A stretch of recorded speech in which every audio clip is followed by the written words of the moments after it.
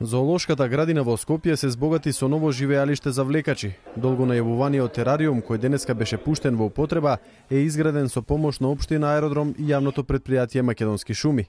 Според директорката Татјана Стаменов, ова е најинтересниот објект во зоолошката градина. Внатре има едно мало царство на рептили, збогатено и со други видови на животни. Интересно, интериерно средено и јас ги поканувам сите утре за белата ноќ да повелат, кога и бесплатен влезот, да го погледаат. Терариумот има капацитет за 15 видови на рептили. За сега има изложено одредени видови, но следната задача на зоолошката ќе биде замена на овие со нови, поинтересни видови на влекачи.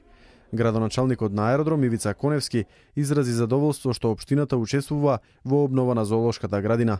Пред се, градот Скопје има една зоолошка градина.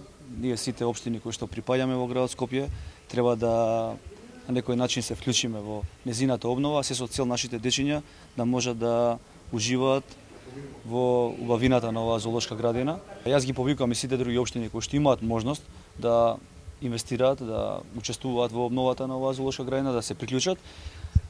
Целта е навистина да направиме едно каче каде што со кое што пред се ќе се гордеат сите граѓани на Република Македонија, а истовремено нашите дечиња ќе може да уживаат во слободното време и да на некој начин се вклучат во едукативниот карактер кој што го нуди оваа зоолошка градина.